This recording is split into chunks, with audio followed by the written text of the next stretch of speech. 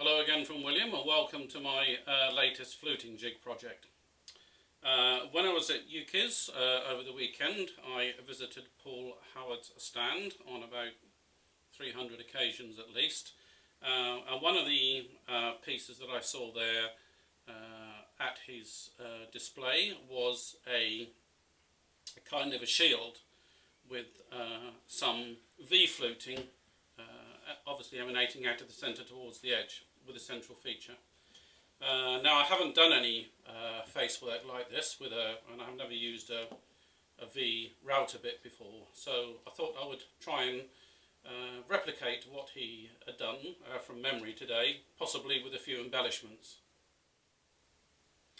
So, in my wood pile, I found some recently acquired sycamore and cut some of the blanks to irregular shapes. I didn't particularly want a regular shape because I want it to look like a kind of a damaged shield. So basically the concept is to get the blank mounted on the lathe, to get it kind of trued up without losing the irregularities on the edge, to produce a recess in the base to mount it on, then to do some shallow fluting, progressing deeper towards the edge, but I intend to leave a rim on the edge where I'm thinking at this stage about putting some reactive paint and some brass tacks in there to make it look like a bronze or a copper ring around the outside. Now from there on, I've been looking for something to use as a central feature, and I found in my scrap box this old piece of split and twisted and generally unloved piece of steamed pear, and I think if I take a piece of this and turn it into a nice interesting shape without destroying any of the irregularities, I think that will make a nice centre feature for it. As far as bling goes, I'm considering using Martin Sabin-Smith's Intrinsic Colours, starting off with a light wash of honey on the inside and merging that towards earth on the outside, so lighter in the middle, darker on the outside, to more or less match up with the reactive paints.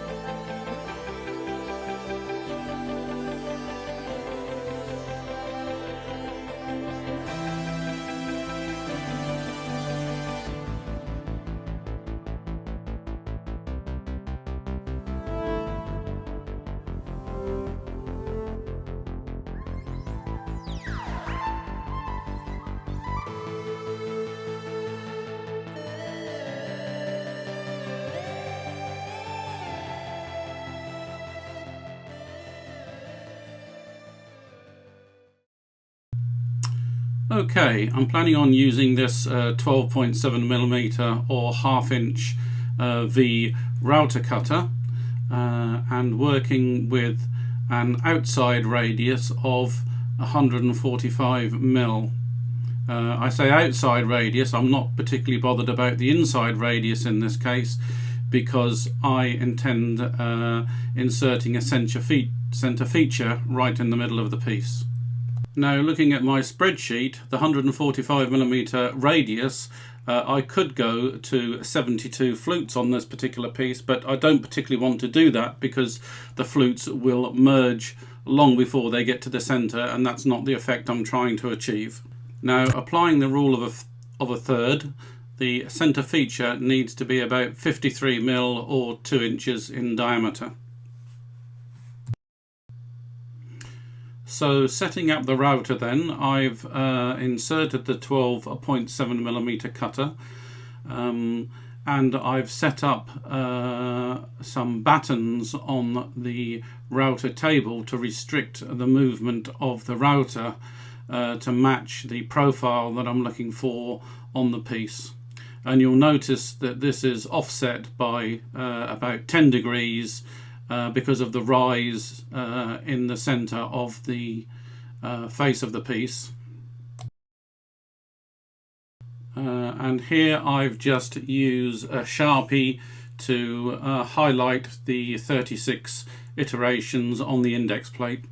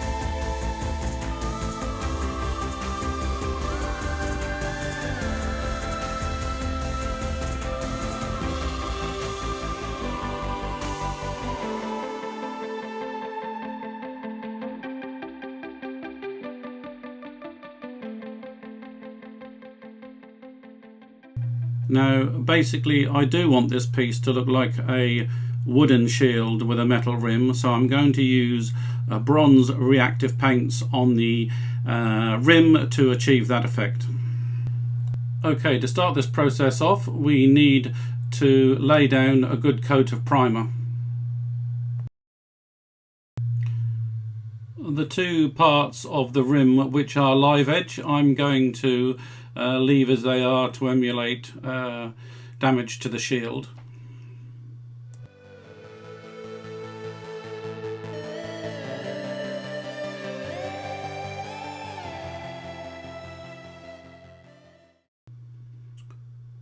Once the primer is dry, we need to add the first of two coats of oxidizing bronze paint.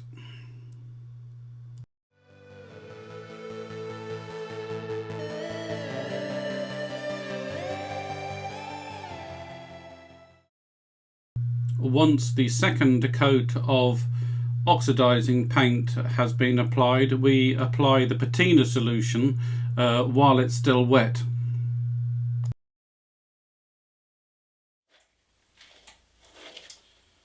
Okay then, so while this Danish oil is just drying off, I'll now turn my attention to the centre feature.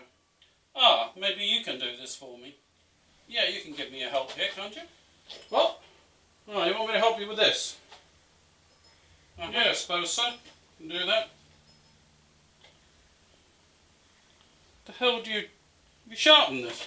What do you use, a concrete block or something? I don't know, you'd think I could do this himself, wouldn't you? Nuisance disturbing me every 5 minutes. Doing some nonsense. How does this chuck work? It doesn't even fit! Hey! It doesn't fit in the chuck! Turn it down then. Turn it down? How? Have we got a hammer?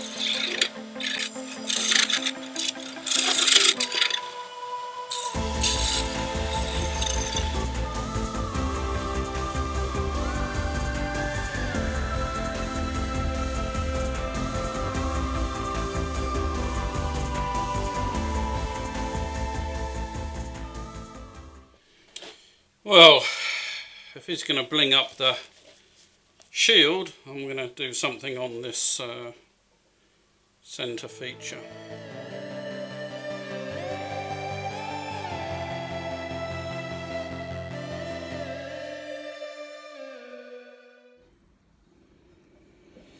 So, that's the centre feature done. Hopefully that's good enough to keep him quiet. I just need to part this off.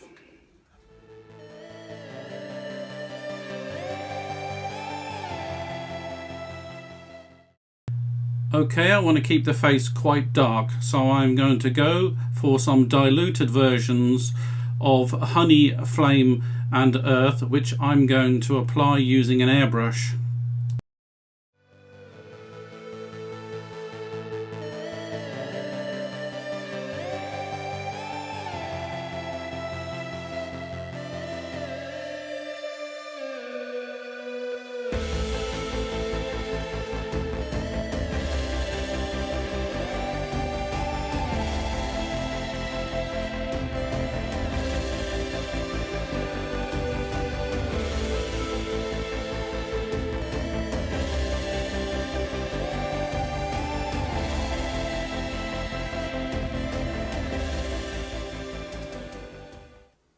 Okay, so having achieved the colour scheme that I was after, I'm going to add some Intrinsic Colour Danish oil to try and make the colours pop a little.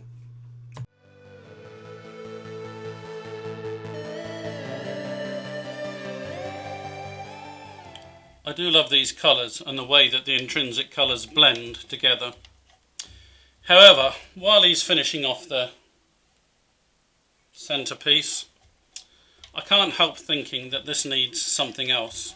And then of course you can't help thinking of anybody except Stewart Furini when it comes to this type of work. So I'm thinking to myself, what would Stewart do? Maybe the Proxon long neck grinder. No, probably not quite severe enough. I've seen him use a tenon saw, but in this case you're right, it needs something far more severe. So, here we go.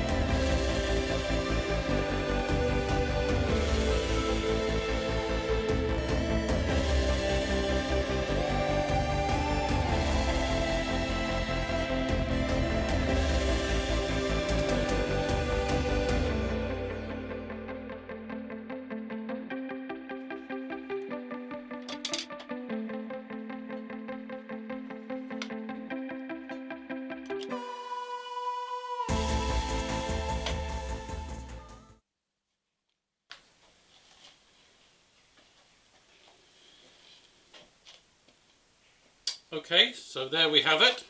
Scutum Tenebris, or the Dark Shield. A useful project because it helped me understand how the V fluting system works on the face of a piece, which I should be using in conjunction with lateral flutes on my next project. What is it? Not sure, kind of a wall hanging decorative piece. I'm actually thinking about putting a leather strap on rather than having a brass bracket or something to hang it on the wall. I think the leather might help it. Do I like it? My normal way to judge a piece of my own work is to consider whether or not I would like this in my own home, and no, I don't want this. Several different techniques here used, including the reactive metal paints. My mum, of course, would say that this looks mouldy, and we should all listen to our mums, shouldn't we?